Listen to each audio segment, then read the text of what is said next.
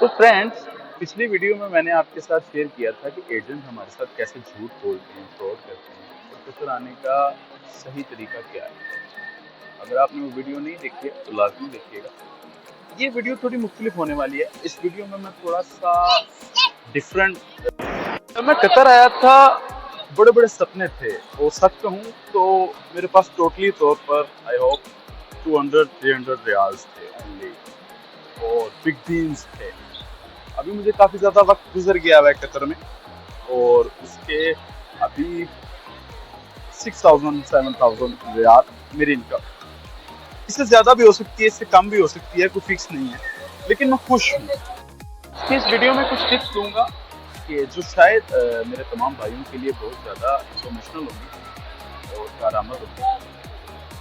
जब मैंने as a bike rider job start की और मैंने कतर में फर्स्ट ऑर्डर पिकअप किया, मुझे आज भी याद है, बहुत अच्छे से याद है कि मैं वो ऑर्डर पिकअप करने के लिए गया, और उसके बाद जब मैं डिलीवर के लिए जा रहा था तो मैंने एक रॉन्ग टर्न लिया, और जिसकी वजह से मैं आई होप वन आवर का जो है मुझे तकरीबन टाइम लगा। मैं लेट हो गया, कस्टमर गुस्सा था, मुझे 2-3 दफ़ा कस्टमर ने कॉल की, फ्रस्ट्रेटेड हो गया। फिर जो है यहाँ के रोड की कंडीशन को समझने में बहुत ज़्यादा मुश्किल थी। हाँ, लेकिन जब मैंने ये सब काम किया, वो 1 मंथ गुजर गया। इस टाइम 1 मंथ गुजरने के बाद जब फर्स्ट टाइम मुझे वो सैलरी मिली थी, कुछ चंद रियाल थे, कुछ चंद 100 रियाल थे। उस सैलरी को पाने के बाद की वो खुशी, जब मैंने घर कॉल की, पीछे पैसे तो नहीं भेजे मैंने घर में, लेकिन वो खुशी, वो इस चमकती इन लाइटिंग्स, इन बिल्डिंग्स और इस तरह की इस रोशन दुनिया से वो खुशी कितनी ज़्यादा थी और किस हद तक मैं शदीद खुश था, मेरी फैमिली खुश थी, उसको बयान नहीं किया जा सकता। तो मेहनत किए बगैर अगर आप चाहते हैं कि आप कुछ कमा लेंगे, कुछ बना लेंगे, तो ये झूठा। पाकिस्तान में भी अगर आप मेहनत नहीं करते हैं या कतर में भी मेहनत नहीं करते हैं, दरख्तों पे तो पैसे यहाँ पर भी नहीं उगेंगे।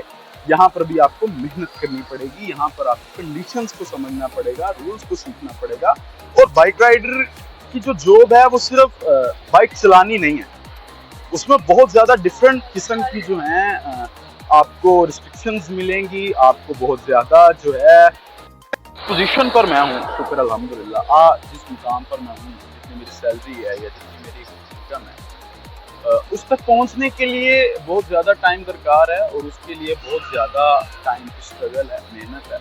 वहाँ तक पहुँचने के लिए अच्छा खासा टाइम लगता है। चलिए एक एग्जांपल लेते हैं। इफ़ आपकी 3000 रियाल या 2000 रियाल, 2500 रियाल आपकी सैलरी है, तो आपकी एक्सपेंसेस क्या होंगे? देखिए, सिर्फ जो है पैसे कमाना काम नहीं है, एक्सपेंस करना। जब आप एक्सपेंस करना नहीं जानते हैं ना, तो आप कमाना नहीं जानते। मेरी एक पर्सनल थिंकिंग है, आई डोंट नो अच्छी है या नहीं। जो इंसान खर्च करना नहीं जानता है ना, वो इंसान कमाना भी नहीं जानता है। तो इस चीज़ के लिए सबसे पहले आपको खर्च करने के बारे में जानना पड़ेगा, उसके बाद आप कमाने का सोचेंगे। और ये हमारे बड़े अच्छे भाई हैं, ये इन्हें ज़्यादा देर नहीं हुई है कतर में आए हुए, और इन्होंने न्यू लाइसेंस लिया है।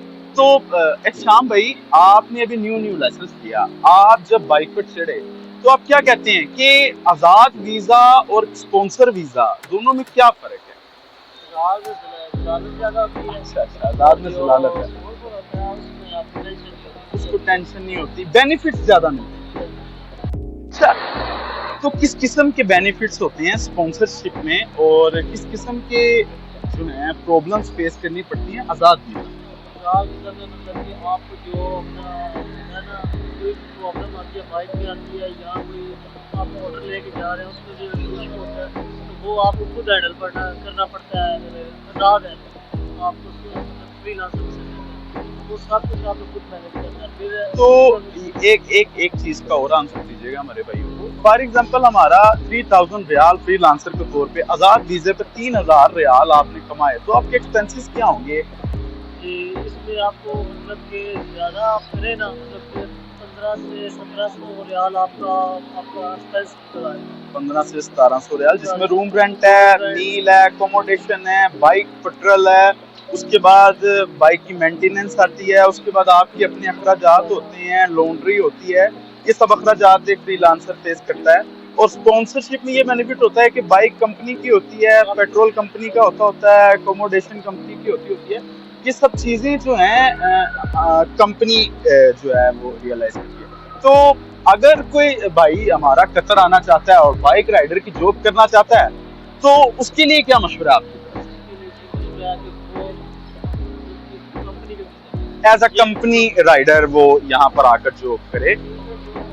आएगा पहले 4-5 तो मतलब कि वैसे मुश्किलात का सामना, फिर अगर वो काम पर जाएगा फिर उसके मतलब कि 2-3 माह उसको शायद। ये भाई कहना चाह रहे हैं जब भी कोई राइडर कंपनी वीजा पर आता है, उसको शुरू के जो 1-2 साल होते हैं बहुत सारी मुश्किलात से जो है वो बच जाता है। मतलब उसको टेंशन नहीं होती, मंथली सैलरी की टेंशन नहीं होती, अकोमोडेशन की टेंशन नहीं होती, खाने पीने की टेंशन नहीं होती।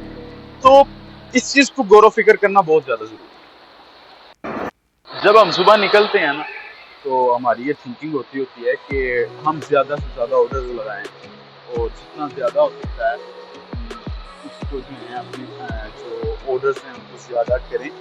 और जितना ज़्यादा हम ऑर्डर्स करेंगे हम उससे ज़्यादा पैसे कमाएंगे। तो स्पॉन्सर में है तो हमारा टारगेट पूरा करने की कोशिश होती है। और अगर हम जो हैं उसमें कर रहे हैं कि हमें चाहिए है कि हम लोग फ्रीलांसर तो भी टारगेट यूज है, लेकिन कहने में और करने में बहुत ज़्यादा डिफरेंस होता है। इसमें बहुत सारा दिन जब आप 12 से 13 घंटे बाइक चलाते हैं ना, 13 घंटे बाइक चलाने के बाद आप फील नहीं कर सकते हैं कि किस तरह का जो है इंसान की सिचुएशन होती है। आप फिजिकली और मेंटली आप बहुत ज़्यादा टॉर्चर हो रहे होते हो। आप सिर्फ एक पिकअप ऑर्डर करना और डिलीवर करना नहीं होता, सिर्फ बाइक नहीं चलानी होती। गर्मी, सर्दी और हर किस्म के डिफरेंट किस्म के आपने पर्सनैलिटीज से मिलना होता है, गुफ्तगू करनी होती है। आपको अपनी खुराक का ख्याल रखना पड़ता है, आपको खाना पीना।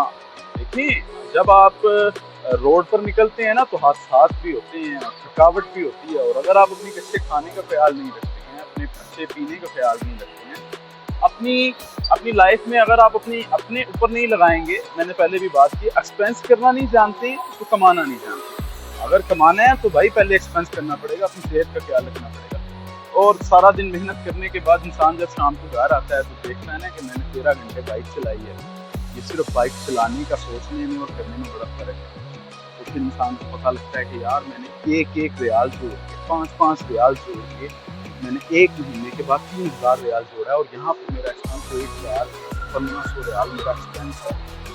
और ये एक्सपेंस वो है कि आपने सिर्फ दाल खाई। और अगर आप चिकन खाने का सोचते हैं, रोज दाल दूध पीने का सोचते हैं, तो आप सोचते हैं कितना। तो यहाँ आने से पहले मेरी इन वीडियोस को लाजमी देखिएगा और देखने के बाद एक बार भाई को कमेंट कीजिएगा। जो भी आपके क्वेश्चंस हैं या जो भी आपके थिंकिंग्स हैं आप मुझसे शेयर करें, मैं उस बारे में आपके साथ शेयर करूँगा, मैं आपको उनका आंसर्स करूँगा।